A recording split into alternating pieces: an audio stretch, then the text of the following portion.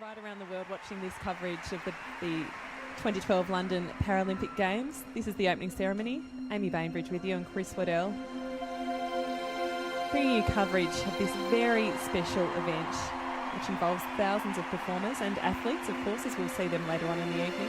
And will be some participation from the 62,000 people in the audience as well. There absolutely will, but we've got to keep that under wraps for the moment. We won't give away too many secrets. No.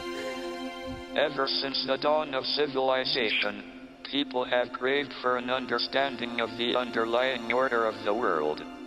Why it is as it is, and why it exists at all.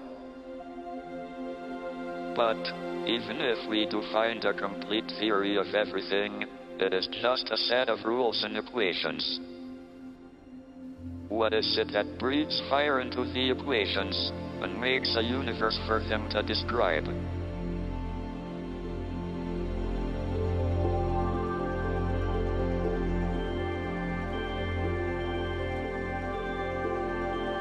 Stephen Hakwing there.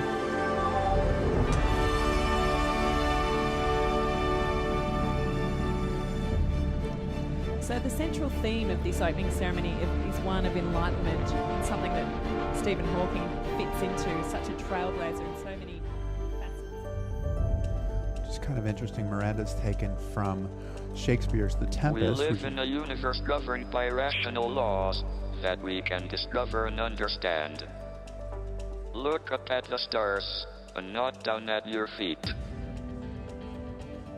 Try to make sense of what you see, and wonder about what makes the universe exist. Be curious.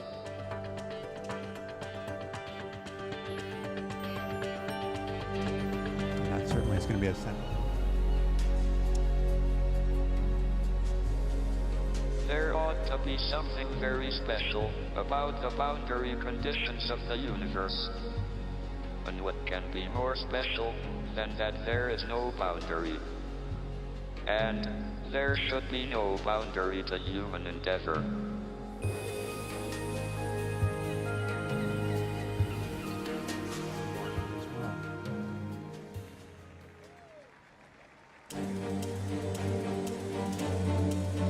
When Isaac Newton saw an apple fall to the ground, he suddenly realized that it must be the same force that holds together the beautiful system of the sun, the planets, and the comets.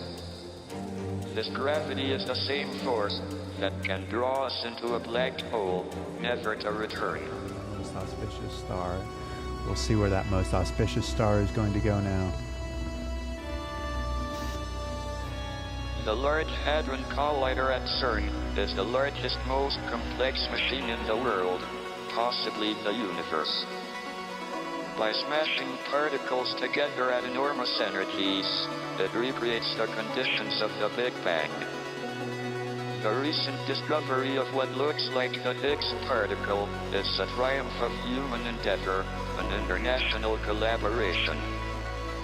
It will change our perception of the world, and has the potential to offer insights into a complete theory of everything.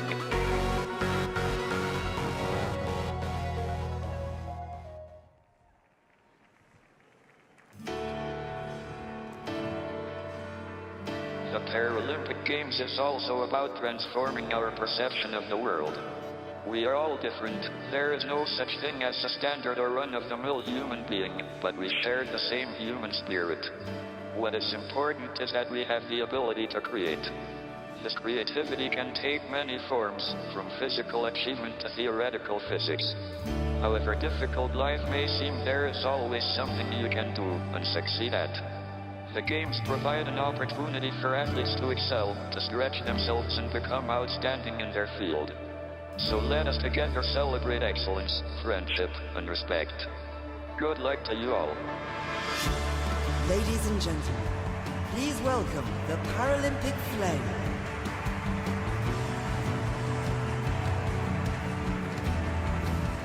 Paralympic Flame flying in. Seems only appropriate given the modes of transportation or movement that we've seen thus far. Absolutely. Defying gravity, defying convention.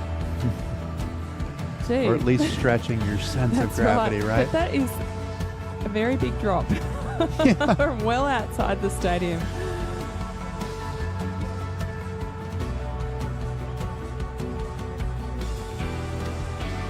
Last week there were 4 flames lit at the summit of the high peaks in the 4 UK nations: Scafell Peak in England, Slieve Donard in Northern Ireland, Ben Nevis in Scotland, and Snowdon in Wales. So this is actually Joe Townsend coming in, who has aspirations to be a triathlete in 2016. Bringing the Paralympic flame into the stadium, Royal Marine. He doesn't look and nervous at all. member of the No, he Paralympic looks like he's way up in the air. Inspiration Program Reveling. For Rio 2016, Joe Townsend.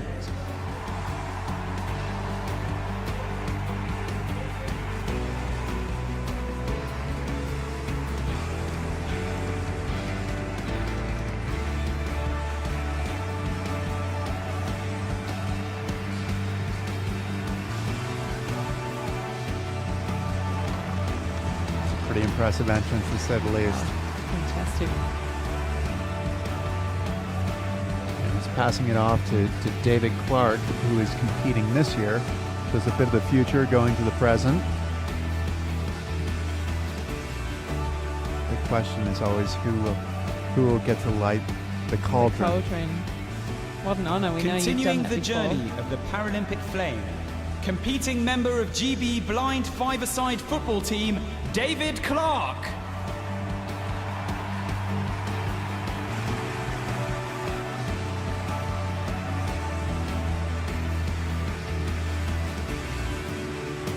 I'm sure they've told him to take his time as he moves along because this is such a dramatic moment, but it probably feels like he wants to sprint. Yeah. Because he has so much excitement going on. Absolutely, but you just want to soak it up as well, wouldn't you? Oh yeah, The exactly. first official Paralympic Games were hosted in Rome in 1960. Now, to light the London 2012 Paralympic cauldron, please welcome Britain's very first Paralympic gold medal winner from those games 52 years ago, Margaret Maughan.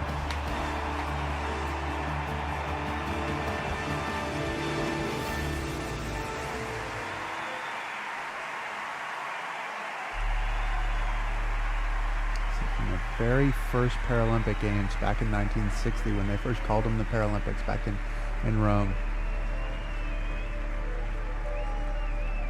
I think from the Olympics you saw this same petal cauldron, which lit one petal, which is now lighting the rest of the petals. It's made up of more than 200 petals, 166 of which are inscribed with the names of the competing nations. After the games, each competing nation will take home one of the petals that makes up the cauldron.